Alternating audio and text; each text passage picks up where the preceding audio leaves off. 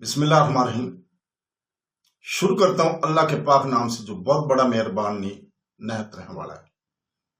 دوستو، بہنوں، بھائیوں، بزرگوں، السلام علیکم ورحمۃ اللہ وبرکاتہ۔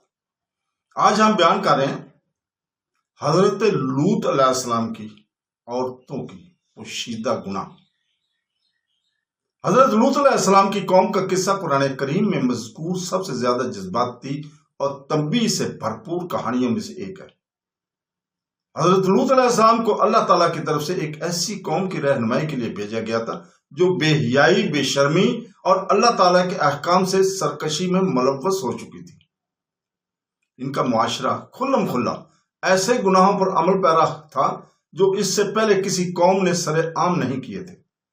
حضرت لوط علیہ السلام کی طرف سے بارہا تنبیہ کے باوجود لوگوں نے توبہ کرنے سے انکار کر دیا تھا اور ان کی ہٹ دھرمی اور بالآخر اللہ تعالیٰ کی طرف سے عبرتناک عذاب کا باعث بنی تھی۔ حضرت لوط علیہ السلام حضرت ابراہیم علیہ السلام کے بھتیجے تھے اور انہیں سدوم اور اس کے آس پاس کے شہروں میں بھیجا گیا تھا۔ اللہ تعالیٰ فرماتا ہے سورہ اعراف میں، جس کا ترجمہ ہے، اور لوط جب اس نے اپنی قوم سے کہا کہ کیا تم ایسی بے حیائی کرتے ہو جو تم سے پہلے دنیا والوں میں سے کسی نے نہیں کی؟ قوم لوط نے کھلے عام شرمناک حرکتیں کی جن میں غیر اخلاقی تعلقات اور عوامی بے حیائی بھی شامل ہے۔ ان کی بدکاری پورے معاشرے میں پھیل گئی تھی، یہاں تک کہ ان میں برائی معمول بن گئی تھی۔ اس کو وہ گناہ سمجھتے ہی نہیں تھے۔ قوم لوط کی خواتین بھی اپنے معاشرے کی کرپشن سے متاثر ہوئی۔ اسلامی اسکالرز وضاحت کرتے ہیں کہ بہت سی خواتین نے لوگوں کے گناہ برے طرز زندگی کی حمایت کی، غیر اخلاقی اجتماعات کی حوصلہ افزائی کی اور شرافت اور نیکی کے لیے کھڑے ہونے کی بجائے کھلی برائی کے خلاف خاموش رہے اور خاندان اقتدار اور اخلاقیات کے حفاظت کی بجائے معاشرے کے بہت سے لوگوں بے شرمی میں مبتلا ہو گئے اور اللہ تعالیٰ کی ہدایت کو یکسر نظر انداز کر دیا۔ قرآن پاک بیان کرتا ہے کہ کس طرح لوگوں نے پاکیزگی کو رد کیا اور نیک رہنے والوں کو مذاق اڑایا۔ اللہ تعالیٰ فرماتا ہے سورہ النمل میں، جس کا ترجمہ ہے، بے شک یہ وہ لوگ ہیں جو اپنے آپ کو پاک رکھتے ہیں، وہ شائستگی اور نیکی کو عجیب اور ناپسندیدہ چیز سمجھتے تھے۔ حضرت لوط علیہ السلام کئی سالوں تک صبر اور خلوص کے ساتھ تبلیغ کرتے رہے اور اس نے اپنی قوم کو خبردار کیا کہ اللہ تعالیٰ کے عذاب کے آنے سے پہلے توبہ کر لیں۔ تاہم انہوں نے سننے کی بجائے ان کی توہین کی اور اسے شہر سے نکالنے کی دھمکی دے دی۔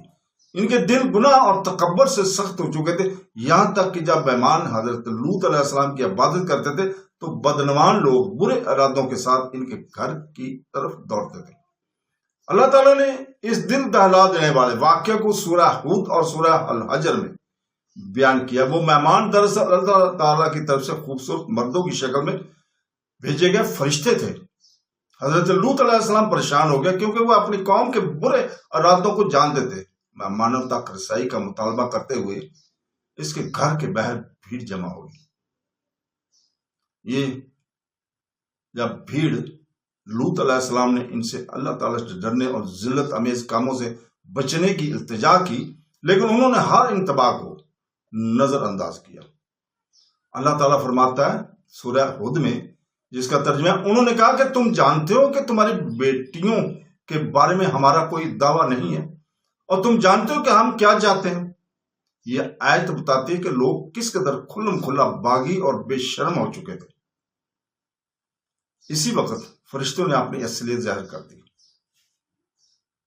اور حضرت لوط علیہ السلام کو آگاہ کیا کہ ڈرو نہیں۔ انہوں نے اسے بتایا کہ شہر پر اللہ کا عذاب نازل ہونے والا ہے۔ فرشتوں نے اسے ہدایت کی کہ رات کے وقت مومنین کے ساتھ یہاں سے چلے جائیں اور پیچھے مڑ کر نہ دیکھیں۔ تاہم لوط علیہ السلام کی بیوی نے خلوص سے ایمان نہیں لایا تھا اور خفیہ طور پر گناہگار لوگوں کی حمایت کی۔ اس کی خیانت اور کفر کی وجہ سے وہ تباہ ہونے والوں میں شامل تھی۔ اللہ تعالیٰ فرماتا ہے سوائے اس کی بیوی کے ہم نے اس کو پیچھے رہ جانے والوں میں سے قرار دیا۔ سورہ حجر کا یہ ہم نے بیان کیا۔ طلوع آفتاب سے پہلے قوم پر اللہ تعالیٰ کا عذاب نازل ہوا، زمین زور سے ہل گئی، شہر الٹ گئے اور آسمان سے پکی ہوئی مٹی کے پتھر ان پر برسے۔ سورہ خود میں اللہ تعالیٰ فرماتا ہے، جس کا ترجمہ ہے، بس ہم نے شہر کے سب سے اونچے حصے کو اس کا سب سے نیچے کر دیا اور ان پر سخت مٹی کے پتھر برسائے۔ ان کی تباہی آنے والی نسلوں کے لیے بد اخلاقی، تکبر اور الہی ہدایت کو مسترد کرنے کی نتائج کے بارے میں ایک طاقتور سبق بن گئی۔ نبی کریم صلی اللہ علیہ وسلم نے مسلمانوں کو بے شرمی اور عوامی گناہوں سے بے خبردار کیا ہے۔ سنن ابن ماجہ میں رسول پاک صلی اللہ علیہ وسلم نے فرمایا کہ جب کسی قوم میں بے حیائی کھلم کھلا پھیلتی ہے تو ان میں عذاب اور بیماریاں ظاہر ہو سکتی ہیں جو سابقہ نسلوں کو معلوم نہیں تھی۔ یہ حدیث مومنوں کو معاشرے کے اندر اخلاق، شائستگی اور خاندانی اقتدار کی حفاظت کرنے کو یاد دلاتی ہے۔ قوم لوط علیہ السلام کا قصہ محض ایک تاریخی واقعہ نہیں ہے، بلکہ انسانیت کے لیے ایک سنگین تنبیہ ہے۔ یہ ہمیں سکھاتا ہے کہ جب معاشرے گناہ کو معمول پر لاتے ہیں اور اللہ تعالیٰ کے احکامات کو رد کرتے ہیں تو تباہی آ سکتی ہے۔ اس کے ساتھ ساتھ کہانی ان لوگوں کے لیے اللہ تعالیٰ کی رحمت کو نمایاں کرتی ہے جو خراب ماحول میں بھی وفادار اور پاکیزہ رہتے ہیں۔ حضرت لوط علیہ السلام کی قوم کی جو کارکردگی تھی، جو وہ کرتے تھے، آج بھی دیکھی گئی ہے اس دنیا میں۔ عورت سے مشابہ کر رہی ہے اور مرد عورت سے۔ اللہ تعالیٰ رحم کرے۔ اللہ تعالیٰ سے دعا ہے کہ ہمیں سیدھے راستے پہ چلنے کی توفیق عطا فرمائے، ہمیں قرآن پاک پڑھنے اور اس کے احکامات پر عمل کرنے کی توفیق عطا فرمائے۔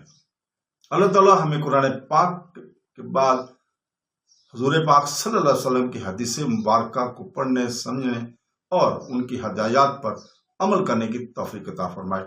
آمین ثم آمین۔ اللہ حافظ۔